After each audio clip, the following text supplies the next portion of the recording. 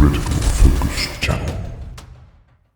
So, sort of a luring title to the video, but it's not clickbait, mind you, but rather very true. I do like these guys, but with the risk of sounding like a GW shill, I think it's very much the paint job that it's not doing them any favors, and it's not necessarily a bad paint job. There's certainly way neater edge highlights and stuff than I could ever achieve, but painted up really brightly, it makes what could be unsettling faces just simply looking like you've mated with your cousin rather. The paint job needs to be way more contrasting. Why are the leader's cloth painted in almost the same tone as her skin as well? Just seems uninspired to say the least. If you live in the hottest realm by quite some stretch and run around basically butt naked all day, eating a very non-vegan diet, you shouldn't be this pale. A much more fiery, almost inflamed flesh tone will do these guys a great favor. I wish I could show you, but alas. I think the case was very much the same for the crones. The super bright skin tone makes them look derpier than necessary. In the case of the crones though, I think the facial sculpts was not good,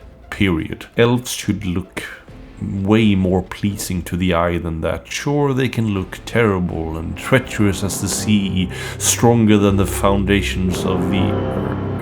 but they should still look less inbred. Here though, with a quite different paint job, these guys could look pretty good. And sure, Throck might be a rehashed Foxwalker or whatever, but isn't every Space Marine a rehash of sort of one of three poses basically? I don't think reusing ideas necessarily is a bad thing per se, and the unnerving twisted poses for these guys ties in well with the lore for them. Well, let's leave the hotly debated models aside and look at the lore and the mechanics of what we know so far. These non-frontliners of Khorne are scavengers who skulk in the wastelands left as the armies of Khorne move on. They hunt survivors through harried raids, crippling the foes before the executioner Throck finishes them off with his huge axe. Sort of how my cat hunts birds in the yard.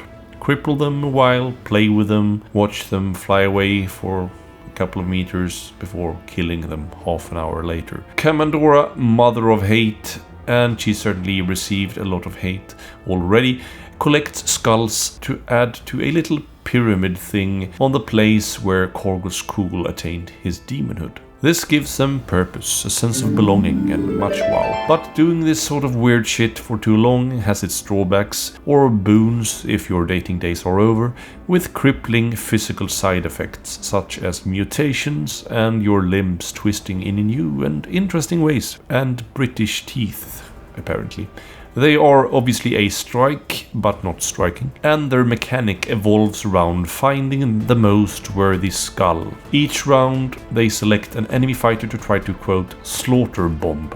Lovely. So each round you have to choose an enemy fighter, and all your friendly fighters must push 1 hex closer to that enemy fighter. No up to 1 hex closer nonsense. You have to push. So definitely both a blessing and sort of a crippling thing as well, as you might be forced off a treasure token or into a stagger hex or whatnot. So it will take some time getting used to. But yeah, both for you and your opponent, I guess. Now on to the quality of their weapon, or rather a weapon ability they all share, namely slashing, which you can get penalized for in hockey, but in the mortal realms it's all good. Basically, when you deal damage with a weapon with this ability, you give the enemy a bleed token. If the enemy uses a core ability while having a bleed token, they take 1 damage after using that core ability. This bleed token sounds quite strong, and it is, but it does go away after the ping, or after your opponent's next power step. So pretty much, you go, you deal damage, and you give them the token. If they then activate that same fighter next, they get pinged. Certainly very good still, right? The sad part here for me is how this is worded.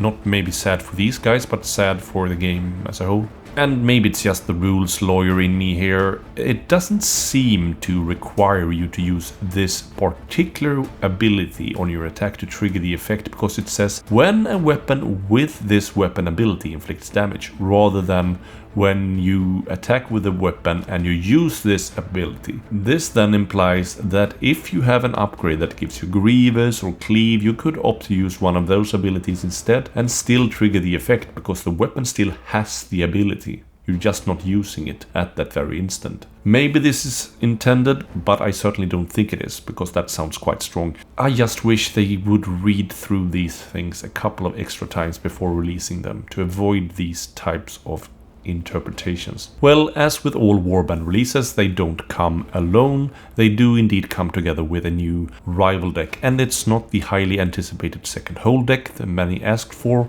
but rather our third aggro deck. This one though has a plot card, so it's not gonna mix with something like the obnoxiously popular Countdown to Cataclysm, and neither will it go along with the sort of weaker Edge of the Knife or the Realmstone Raiders recently released, but it may mix very well with the strong searches from the Blazing Assault and the strong power card allotment there, but it's early days and we haven't seen enough of the cards here to really know. But first up, let's check the plot card, and it's sort of akin to an old-time favorite of mine, the Breakneck Slaughter, or rather a mix of that one and the Tooth and Claw. You get access to 3 search abilities when using this deck. First up, Raging Charge, which is of course then optional, so when you charge you may put a rage token on the activated fighter and thusly you become enraged. And then if you are enraged, you may opt to re-roll 1 attack dice via the Raging Strike search ability after you have rolled your attack roll. Lastly, a non-optional search ability in the Poor Footing means that immediately after an enraged friendly fighter was attacked, if not driven back or grappled, you will get pushed 1 hex away from the attacker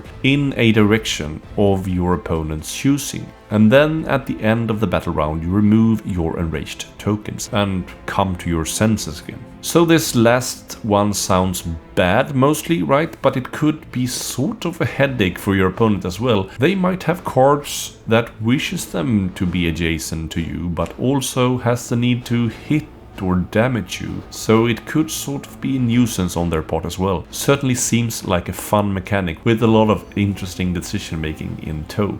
We also get to look at 3 cards, and generally we don't get to see the most interesting stuff in these sort of teasers. First up, an end phase for having each friendly fighter enraged and no fighters holding treasure tokens. Generally pretty easy for your opponent to deny this sort of thing, just like people have learned to always make sure to hop onto a treasure token late round to deny Strip the Realm. The first part of the card is obviously very easy to achieve in a smaller warband especially. Next up, we get to look at a sort of determined effort variant in Venting Strike, which is +1 dice for an enraged friendly fighter's melee attack, but at the behest of getting rid of your rage tokens afterwards, which can be both good and bad depending on what other stuff is in the deck and what the objective deck and such look like. Lastly, What Pain means you pick 2 enraged friendly fights and heal them both and remove both their rage tokens and their stagger tokens. Implies there's stuff that gives out stagger in the deck. A 2 fighter heal seems pretty decent to me and a good counter versus something like the Edge of the Knife and Rack and Ruin. It could also, if you mix this with say the Blazing Assault, it could mess up your own end phase there where you need to have sort of 4 fighters damaged or whatever. So yeah, just keep that in mind. That's all for now, folks. I'll let you know as soon as I can tell you more about this stuff. Drop a comment down below on your thoughts on the Warband and what we know of the deck so far. Like the video and I'll catch you next time. Have a great rest of your day. Take care. Bye. Lastly, a big shout out to all my members that help support my content and makes it so much easier for me to produce multiple videos on a weekly basis. Members do get access to the member Discord, get to influence the content, get early access to a ton of videos, as well as get featured in the monthly painting showcase if they want. Member or not, I dearly appreciate the like, the comment and the subscription.